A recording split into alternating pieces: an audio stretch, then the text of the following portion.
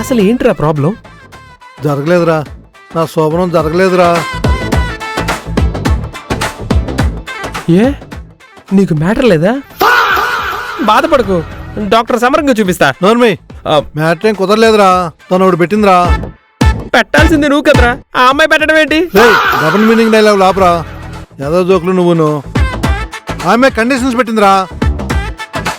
శోభనం కండిషన్స్ ఏంట్రా? పెళ్లి గురించి కండిషన్లు అంటే మీ జంట గురించి మాట్లాడుకునేలా ఓ ముగ్గురిని సెట్ చేశాను.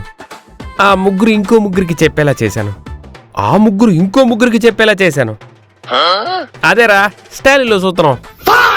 ఆ ముగ్గురు ఇంకో ముగ్గురికి, ఇంకో ముగ్గురు ఇంకో ముగ్గురికి, ఇలా 2 రాష్ట్రాల ప్రజలు మీ జంట గురించే మాట్లాడుకునేలా చేశా.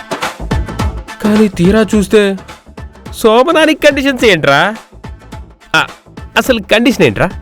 ఆ అమ్మాయి ఒప్పుకునేంత వరకు ముట్టుకోకూడదంట్రా, ముద్దు పెట్టుకోకూడదంట, హగ్గు చేసుకోకూడదంట, పెట్టకూడదంట.